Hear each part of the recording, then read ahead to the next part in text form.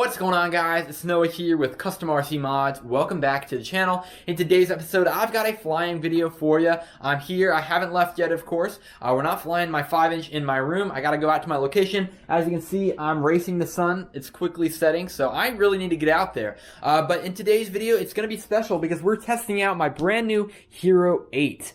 And yeah, I finally bit the bullet on one of these. I got a really good deal on it. So I'm super excited to start filming with this and see how it goes. I'm running 2.7K, 60 frames per second, no hyper smooth, no stabilization at all. And it's going to be in the super view field of view as well there. So it should be a good baseline test overall. And I'm really excited to see how it turns out. This is also going to be my last flight video before I head home for the semester for Thanksgiving, Christmas, winter break from college. So if you're interested in FPV videos from home, you're going to be getting them now. There'll be more spots we can fly. So this is going to be the last one from that one spot that is really congested and I'm kind of limited in my flying. Anyway, we're going to go ahead and head out there now, and I'm going to go ahead and get this thing on up in the air.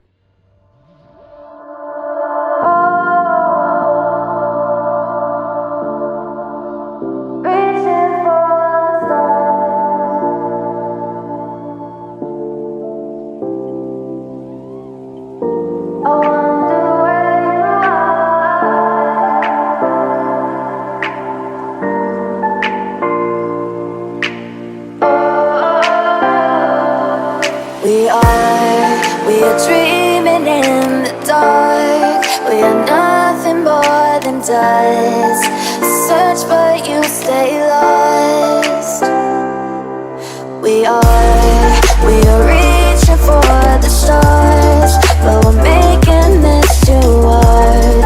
And I wonder where you are, mysterious. That's the part you always show, 'cause you're too curious. Maybe you should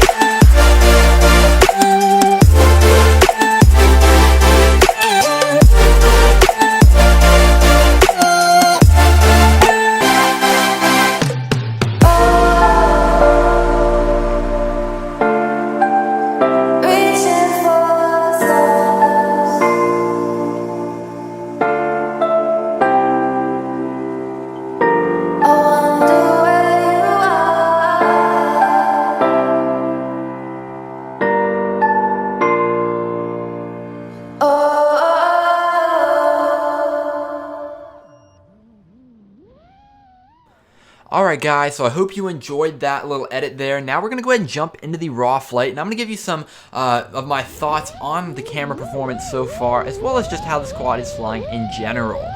So this is my very first time flying with the Hero 8 right in this clip you're seeing right now. So what you just saw was actually a compilation of 3 clips from my second and third packs that I did here.